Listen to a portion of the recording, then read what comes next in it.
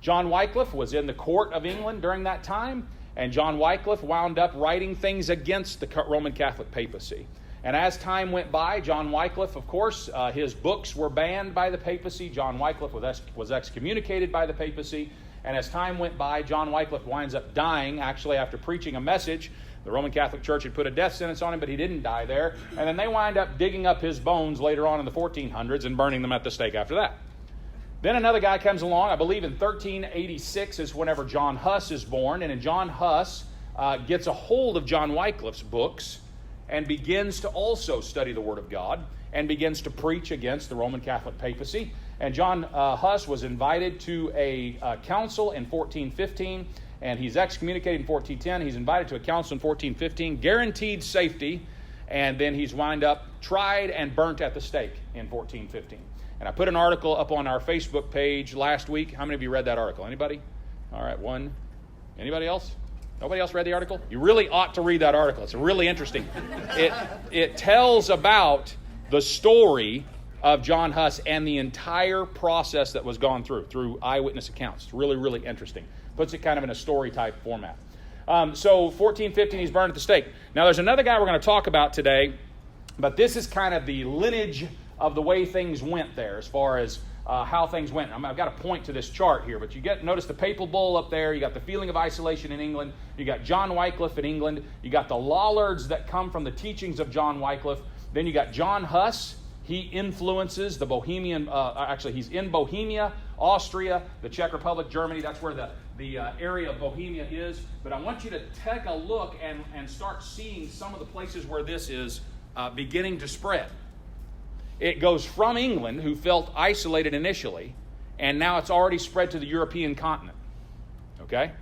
So it goes from England, and it's spreading to the European continent. It's a big, big deal to start noticing. Here in a few minutes, we're going to talk about Girolamo Savonarola. I hope you all can say that name by the end of the class today.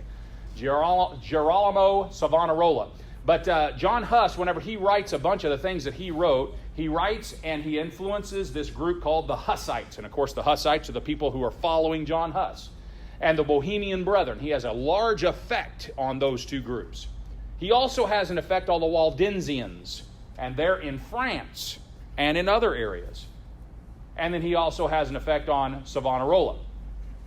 But whenever you look at this through the lens of time, it looks like this. And that is the Paulicians, which we had on our chart, are way back in the 3rd century. And the Bogomiles are in the 10th century. And the Albigensians, or the Cathari, are in the 11th century. And then the Waldensians in the 12th century. And the reason why I want to bring that to your attention is because I want you to understand that your lineage does not apply to the Roman Catholic Church. You notice the Roman Catholic Church was going this entire time from about the 3rd century on, and there was another group out there that was being persecuted by the Roman Catholic Church. That's where your lineage comes from. Now, all these groups there on the left side all have something in common, but they also have some things that are a little bit different. If you study the individual groups, they all have something a little bit different. Some of them believe some really weird stuff. But all of them have one thing in common, and that is this. They are all what we would call Bible believers. They believe the Word of God is their final authority and not the Roman Catholic papacy. And that's an important distinction here. And so as they continued to believe the Word of God, they wound up not submitting to the Roman Catholic papacy and their doctrine, and they wound up getting a death sentence upon their head throughout all of the area that the Roman Catholic Church was influential in. All right, so on to Savonarola.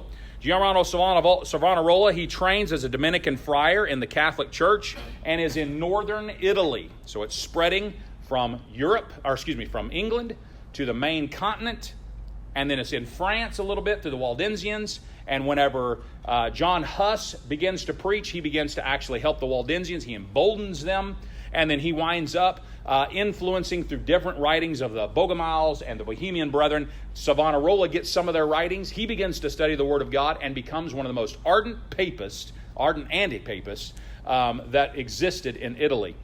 And he begins to study. He's a Roman Catholic priest. I also want you to notice that he's a Roman Catholic priest, and the majority of these guys are Roman Catholic priests. The majority of the people that you see in the Protestant Reformation, that started the Protestant Reformation, they are Roman Catholic priests. As a matter of fact, John Wycliffe is a Roman Catholic priest. John Huss is a Roman Catholic priest. You come all the way down to Martin Luther. Martin Luther is a Roman Catholic priest. And they all are Roman Catholic priests, and they do this very dangerous thing. They begin to pick up and read the Word of God. And whenever that happens, the Word of God has an effect on people that can't even be calculated. I've said that so many times in this classroom. The Word of God has an effect on people that cannot be calculated. Whenever you're reading the so-and-so begat so-and-so and the so-and-so begat so-and-so, it's having an effect on you. Remember I told you in the Word of God, the Word of God is quick. That means it's alive and powerful and sharper than any two-edged sword, piercing asunder, dividing asunder of soul and spirit and of the joints and marrow, and is a discerner of the thoughts and intents of the heart. That is, in order to be a discerner, you've got to be alive. It's kind of spooky that while you're sitting there and you're reading that book's looking back at you. The Word of God has an effect on you even when you don't even know it. So here's those Catholic priests. They begin to read their Bible, and that's the effect that begins to happen all throughout Europe, and it's all an effect from the Word of God. So here's Savonarola, and he's beginning to preach. He's preaching and is emboldening other groups, and is in the face of the Roman Catholic papacy. Now, Savonarola is in Italy, and so that's right around Rome, and he's close to Avignon, France, and this is at the time whenever they're just coming out of that crazy portion of 3 popes.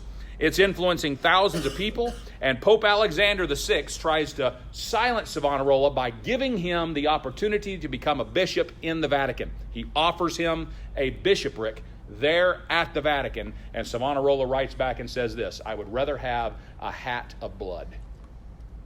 And that did not go over well.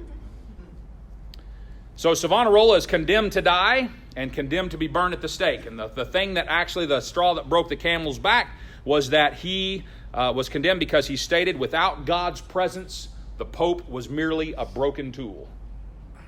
And of course that one didn't go over well. Because the Roman Catholics are taught that the papacy, the Pope teaches, or whenever he speaks with the voice of God. And whenever he sits in that seat, he speaks with the voice of God. And Savonarola said, without the Spirit of God, he is just nothing more than a broken tool. So he's condemned to be burned at the stake. And they do what's called defrocking to priests. And so what they do is they dress them up in their priestly garb, and different bishops go by and strip them of their priestly garb, literally tear things from their clothes, and they give several curses to them as they're doing this. And so they're defrocking Savonarola, and the bishop that's stripping him of his garb says, I separate thee from the church militant and from the church triumphant. And Savonarola replies with a loud voice, not from the church triumphant, that is not thine to do. And with that, they begin to burn him at the stake. And Savonarola dies there at being burnt at the public square at the stake. And there's actually a plaque in the city where he was burned to death. There's actually a plaque there commemorating the exact spot where he was burned at the stake, and it's still there today. So this is what our timeline looks like at this point.